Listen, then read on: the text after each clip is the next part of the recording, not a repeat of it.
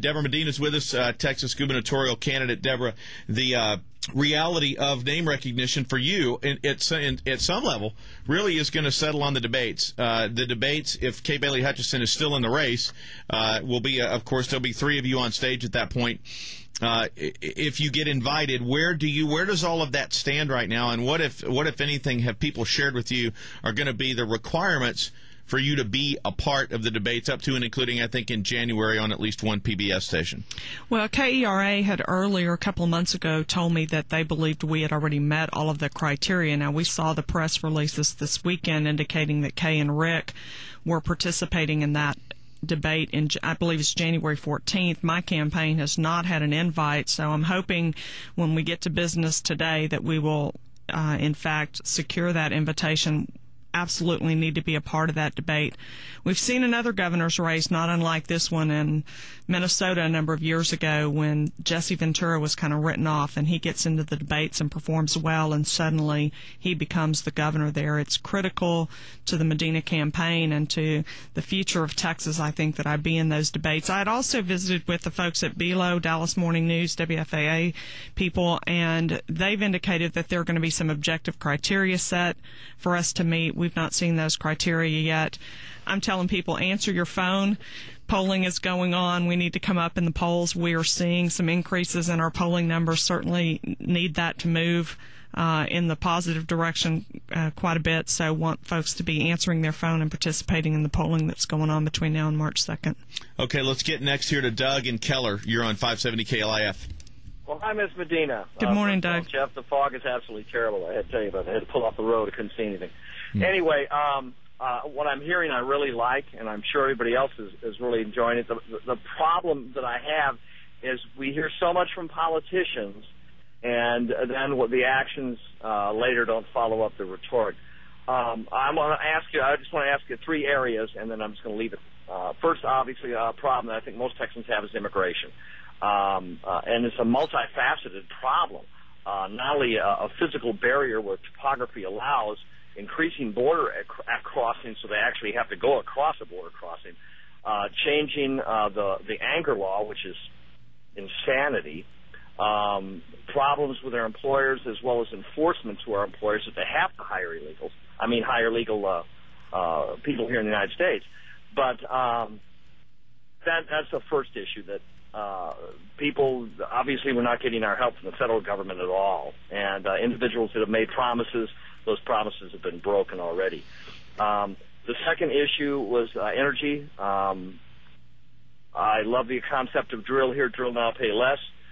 More drilling in Texas, becoming more independent so we don't have to get our electricity from out of state. And the third is transportation. Our truckers here in this state are put at a great disadvantage. Individuals can come across from Mexico and don't have to have the same standards regarding safety on their vehicles at all, and yet our truckers do, and that's not right. Okay, Deborah, three issues there for you to jump into if you want to take them.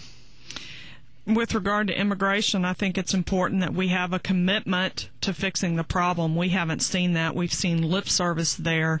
We've got to recognize that a lot of what is driving illegal immigration is economic. We need to bring economic solutions. You talked about the anchor law. Some type of physical barrier. In some places, a fence is an appropriate intervention. In other places, it's a waste of money. And sanctions against employers who are employing illegal labor. We've got a lot of work to do. Serious commitment to solving that problem is what's needed. We haven't had that either in Washington and either in Austin and certainly not in Washington, D.C. I'm going to bring commitment to that table. With regard to energy, I think it's one word, the EPA. There is no constitutional provision for the federal government to be involved in energy. We've got to back the EPA out of that. We've got to back the federal government out of that. Let Texas regulate Texas energy where it needs to be regulated. but that ought to be very limited. It is allowing entrepreneurs to produce that gives us the greatest freedom and prosperity. That's what we need to be working for. And with regard to transportation, many of the same issues apply. I've talked about the importance of government ensuring that the rule of law applies equally the same to everyone. It doesn't matter where that truck comes from. If we've got standards in Texas for what it takes to put a vehicle on our road, then it doesn't matter where that vehicle comes from. It's got to comply with those standards. We have choked transportation in this state. When you look at the spending and the funding that we've applied, we have choked out transportation. We've doubled health care and education spending, but we have not contributed the resources that we need to transportation, nor has that funding been transparent or auditable. We have got to have transparency and audits if we're going to keep our state agencies efficient. And to clarify what you said earlier, that also includes stopping the madness on toll roads. Absolutely. Debra, a couple of issues, and we're going to get to a number of these callers, but one is going to be term limits. Let's presume the upset. Let's presume that Kay Bailey elects to stay in Washington, and Rick Perry, for whatever reason, on a border tour, steps in a hole and disappears into Mexico somewhere. You're the last candidate standing. You win. How about term limits? I'm saying today we need term limits. It's the responsible thing. We ought to do that as a party. The Republican Party ought to create a rule that limits our candidates' ability to even be on the ballot. I recognize term limits as the responsible thing to do to protect those men and women that step up to serve. You know, we don't elect people that we think are corrupt. It is politics that is corrupting. Absolute power corrupts absolutely. We ought to limit the term so as to draw them back to their home after they've served for a time, to protect that person so that when they come home after a couple of terms, they recognize themselves and their family recognizes them for who they are. I think many of our politicians, when we look at them today, we say, "Who are you? I never knew you," because right. You changed so much in that process. We want to protect that. I certainly don't want to be changed by the process. I want to get in there and serve, and I'd like to come home in a few years being the champion of the people that I was when I got started. Which is a rarity today. In fact, to that end, getting involved. Let's talk about people getting involved in your campaign. We'll take a call here first from David in McKinney. You're on 570 KLIF. Hey, thank you for sharing your time with us today. I got a quick question. The question I have is, one, we hear all these politicians say, "Well, we're gonna get federal government out of here. We're gonna do our own thing." And once they get in the office, next thing you know, they don't do anything. And a lot of them say, "Well, their hands are tied." Well, I want to know what you're going to do if you get into the office to go by your word and get federal government out of here.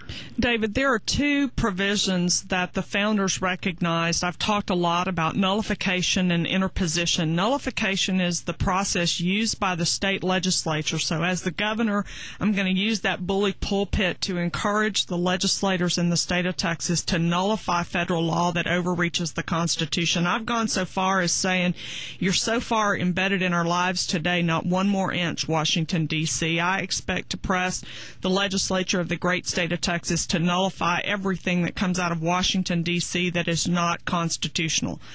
The second tool that we have available is interposition. That is something used by the governor to say that law is not going to have any force, not going to be enforced in this state where there is no constitutional authority for it. We need to champion the use of the Texas Attorney General. We have an able Attorney General. We want him defending the state of Texas in the federal courts. Like to see, files for injunction, protection of the state of Texas against the overreaching federal government.